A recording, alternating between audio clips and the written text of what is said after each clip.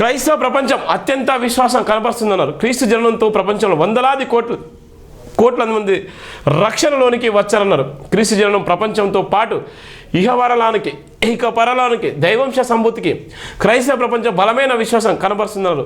యేసు జననం గుర్తించిన జ్ఞానాలు బంగారం సమృద్ధి బోలమన లాంటి అత్యంత ఖరీదైన బహుమానాలకు సమర్పించారంటే క్రీస్తు జననం ఎంత గొప్పదో ఆనాడే తేలిపోయిందన్నారు. యూదుల రాజుగా జన్మించాల్సిన యేసుక్రీస్తు అత్యంత పేదవానిగా పశువుల పాకలోనికి పశువుల తొట్టిలో జన్మించడం తన జననం ప్రపంచానికి ఆదర్శంగా నిలవాలని నాడే ప్రపంచానికి చాటి చెప్పిందన్నారు.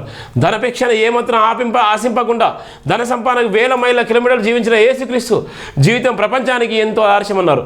నిజంగా క్రీస్తును ఆరాధించాలంటే ప్రతి క్రైస్తవ విశ్వాసి క్రీస్తులో జీవించాలి అన్నారు.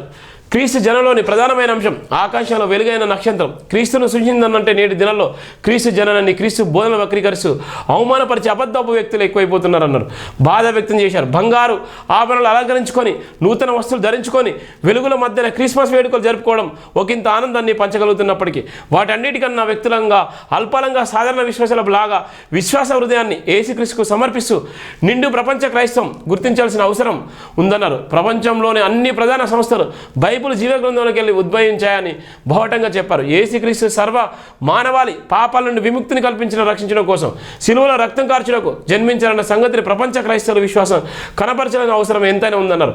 యేసుక్రీస్తు జననం ప్రపంచాలకు అంతుచిక్కని అత్యంత ఖరీదైన చరిత్ర లాంటిది అన్నారు. యేసుక్రీస్తును ప్రకటించాలంటే ధనపేక్ష ఉండకూడదన్నారు. యేసుక్రీస్తు నిజ జీవితం సత్యం మార్గము జీవము అనుసరించాయని వాటిని ప్రతి క్రైస్తవురాలు అనుసరించాల్సిన బాధ్యత ఉందన్నారు. సిలువను గుర్తించిన వార్త నశించిన వారికి వెర్రితనంగాను క్రీస్తుని విశ్వసించిన వారికి ఉన్నతమైన శిఖరాలపై వెలుగునిచ్చేదిగా ఉండగలదన్నారు.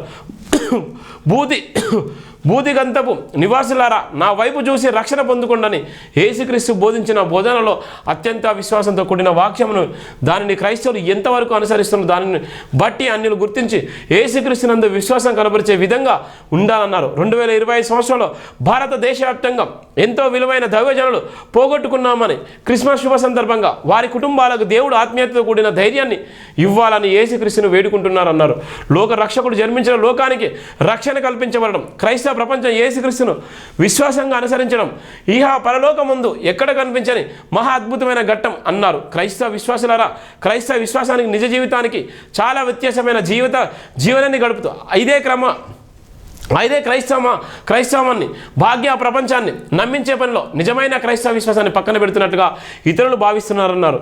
ధనపేక్ష లేకుండా క్రైస్తవ విశ్వాసాలుగా మనల్ని మనం రిక్తలుగా చేసుకొని యేసుక్రీస్తును ఆరాధించడమే నిజమైన క్రిస్మస్ అని అన్నారు. ఆచరణను అనుసరిస్తూ క్రిస్మస్ వేడుకలు జరుపుకోవడం కాకుండా నిజమైన విశ్వాసాన్ని కనపరుస్తూ క్రైస్తవ సమాజాన్ని కాపాడుకుంటూ క్రైస్తవ వేడుకలను నిర్మించుకొని సూచించారు. దేశంలో క్రైస్తవ సమాజంపై విపరీతమైన దాడులు జరుగుతున్నాయని ప్రాణ నష్టం ఆస్తి నష్టం క్రైస్తవ నష్టం ఊహించని స్థాయికి చేరిపోయిందని దానిని జయించాలంటే క్రైస్తవ విశ్వాసం పట్టుబదలని ప్రార్థనలతో ప్రభుత్వాలను జయించగల నిజమైన విశ్వాసాన్ని కనబరచగలరని అలాంటప్పుడే క్రైస్తవం కనబడుతూ నిజమైన క్రిస్మస్ దేశానికి ప్రపంచానికి తెలియబడుతుందన్నారు.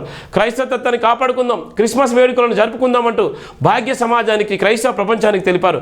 క్రైస్తవ సమాజాన్ని కాపాడడం కోసం నిర్వీర్యమైన పోరాటాన్ని కనబరుస్తూ విశ్వాసులను దైవజనులను జర్నలిస్టులను పోరాటం అన్ని విధాలా ఆదుకుంటూ కాపాడుకున్న బాధ్యత ముమ్మాటికి క్రైస్తవ సమాజం పైనే ఉందన్నటువంటి ఒక ప్రధానమైనటువంటి వార్త ఇక్కడ మనం చూస్తున్నాం. క్రైస్తవ మతం అంటే ఎంత గొప్పదో స్పష్టంగా జయబిందిన పత్రికలు రాసిన నేపథ్యం ఇది. మీరు గూగుల్లో చూడొచ్చు, వెబ్సైట్లో చూసుకోవచ్చు. ప్రపంచవ్యాప్తంగా చూసేటువంటి నా వీడియోలు చూసేటువంటి ప్రతి ఒక్కరికి ఒక మతాన్ని కించపరిచి ఒక మతాన్ని అవహేళన చేసే విధంగా కాదు.